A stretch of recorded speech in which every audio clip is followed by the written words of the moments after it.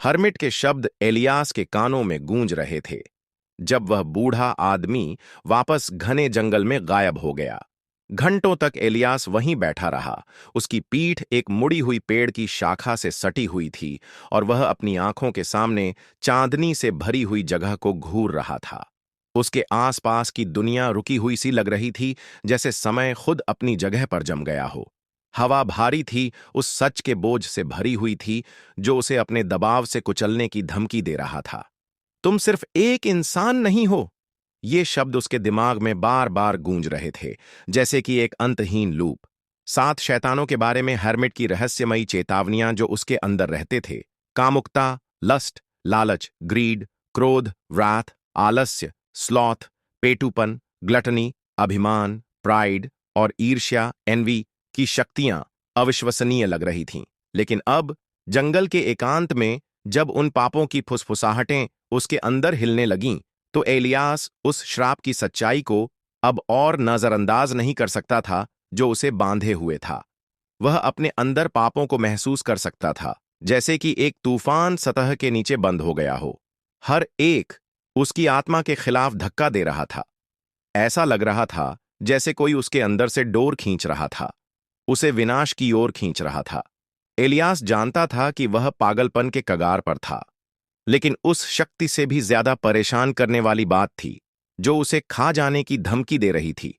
यह जानकारी कि उसकी अपनी मौत तय थी। हेर्मिट ने साफ साफ कहा था, एलियास को उन लोगों के हाथों मरने का श्राप मिला था जिनसे वह प्यार करता था। यह मौत जल्दी या दया से नहीं आएगी, यह विश्वासघात के माध्यम से आएगी, उसके सबसे करीबी लोगों के हाथों, वही लोग जो उसके पूरे जीवन उसके साथ रहे थे। और जब वह मर जाएगा तो उसकी आत्मा मौत और पुनर्जन्म के एक अंतहीन चक्र में फंस जाएगी।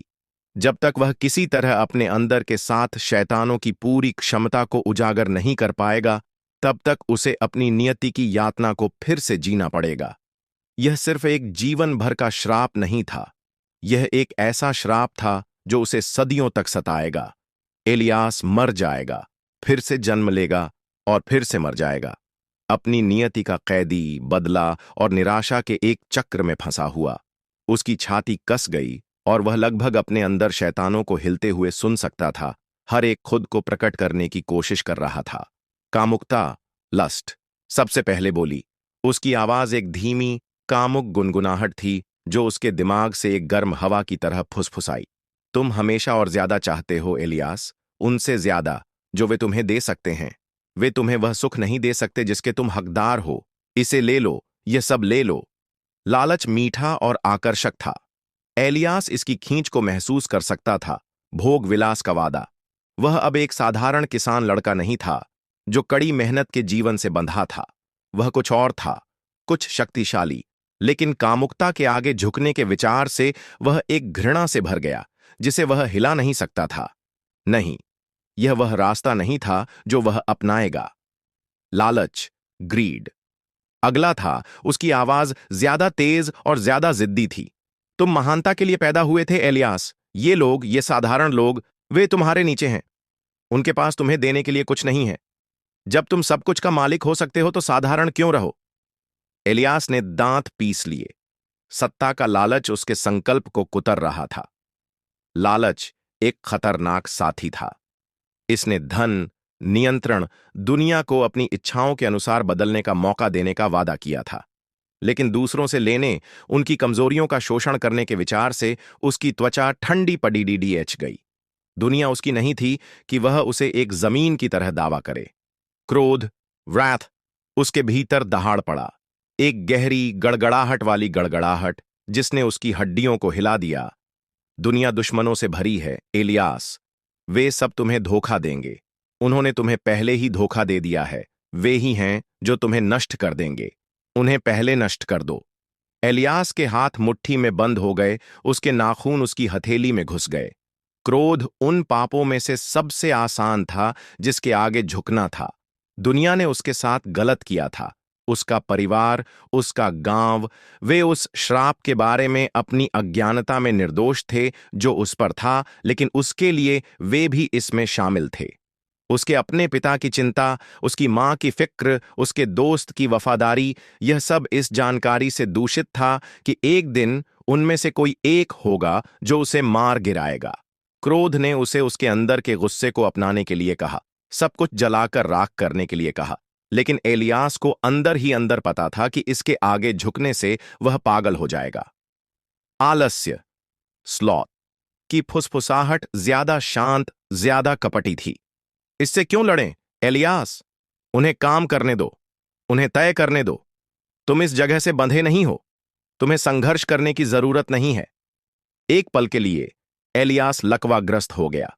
आलस्य की आवाज ने उसे निष्क्रियता से लुभाया। इसने उससे कहा कि श्राप बहुत शक्तिशाली था, कि लड़ने का कोई मतलब नहीं था। अगर वह सिर्फ इंतजार करता तो यह सब खत्म हो जाएगा, दुनिया खत्म हो जाएगी। लेकिन वह खुद को उस निराशा के गड्ढे में नहीं गिरने दे सकता था। फिर पेटूपन, ग्लटनी आया, एक भयानक भूख जो उसके पेट में गहरी थी। और ज्यादा, तुम और ज्यादा चाहते हो, और ज्यादा शक्ति और ज्यादा सुख, सब कुछ और ज्यादा। दुनिया भूखी है और तुम यह सब खा सकते हो।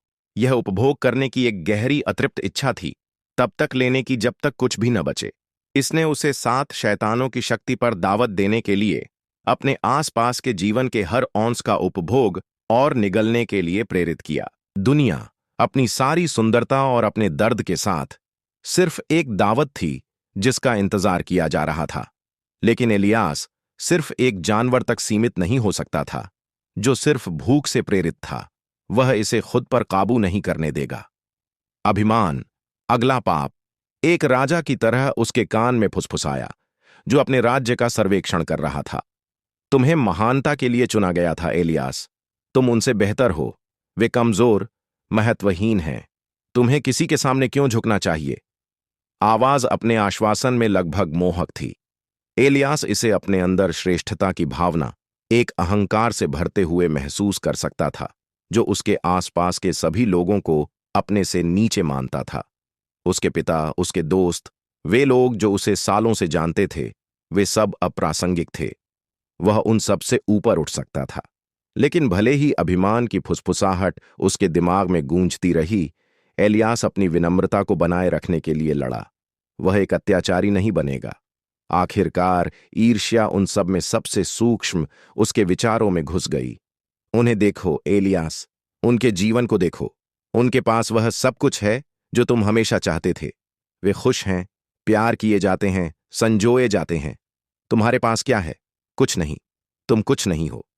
यह वह आवाज थी जिसने उसे सब कुछ पर सवाल उठाने पर मजबूर कर दिया। उन लोगों पर जिनसे वह प्यार करता था, उस जीवन पर जो उसका था। इसने उसे उनकी खुशी, उनकी सफलता से नाराज कर दिया। उन्हें यह सब क्यों मिला, जबकि उसे इन पापों से पीड़ित होने और बंधे रहने का श्राप मिला था? इसका सारा बोझ उसे कुचल रहा था, और एक पल के लिए एलियास अनिश्चित था कि क्या वह इसे सहन कर पाएगा। पापों की शक्ति भारी थी, एक लगातार हमला जो उसके दिमाग और आत्मा को थका देता था।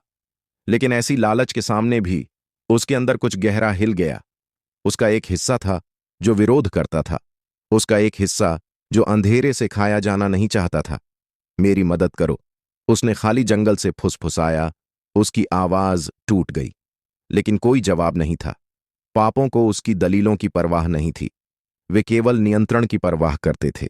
जैसे जैसे दिन बीतते गए, एलियास को उनसे लड़ना और भी मुश्किल लगा। वह अपने दिमाग को फिसलते हुए, अपने शरीर को बदलते हुए महसूस कर सकता था। पापों की शक्ति उसके अंदर जड़ पकड़ रही थी, उसे उसकी मानवता के कगार पर धकेल रही थी।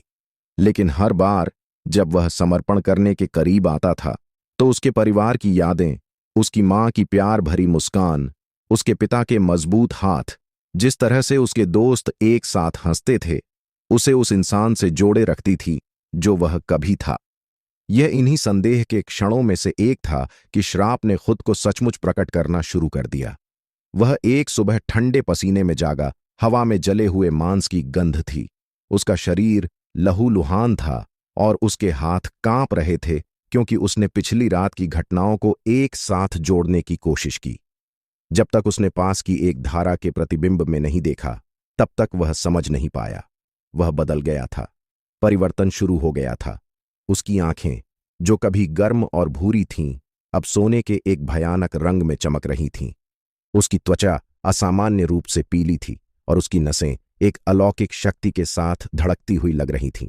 लेकिन यह सिर्फ उसकी उपस्थिति से ज्यादा था। यह उसके अंदर की भावना थी, वह शक्ति जो उसकी नसों से होकर बहती थी। पाप अब फुसफुसाहट नहीं थे, वह था और वह वे थे। यह एहसास एक लहर की तरह उसे लगा। कोई बच निकलने का रास्ता नहीं था। श्राप ने उस पर दावा कर लिया था और कोई पीछे हटना नहीं था। जब एलियास वहां खड़ा था, उस आदमी के प्रतिबिंब को घूर रहा था जो वह बन रहा था, पापों की फुसफुसाहटें और भी तेज हो गईं। उसे आगे बढ़ने के लिए आग्रह कर रही थीं। सच्ची शक्ति का पहला स्वाद उसकी पहुंच में था और उसके साथ प्रतिशोध का स्वाद भी।